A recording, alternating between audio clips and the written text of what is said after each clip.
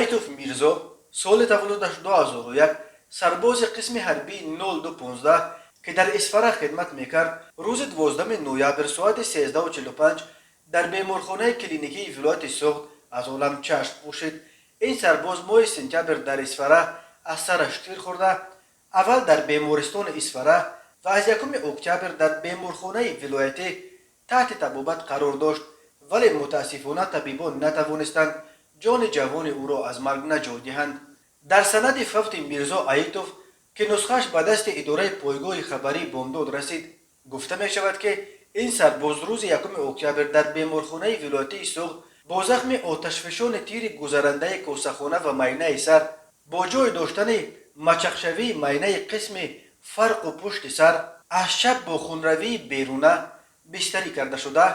در جریان طبابت با عارضه مینینگ انسفالیت شدید دوم درجه و ورمی معاینه سر دچار شده است. قسم حربی رقم 0215 به قشون‌های سرحدی کمیته دولتی امنیت ملی تعلق داشته در اسفره و کونبودم در مرز تاجیکستان با قرقیزستان مستقر شده است، ولی علت اثرش تیر خوردن میرزا آیتوف در ماه سپتامبر ناروشن باقی میماند. به سامانه بامداد هنوز میسر نشده است تحقیق کند که آیا او در یگان درگیری در مرز تیر خورده است و یا بر اثر یگان تصادف در قسم نظامی. میرزا آیتوف از جنوب تاجیکستان برای خدمت حربی به اسفره فرستاده شده بود.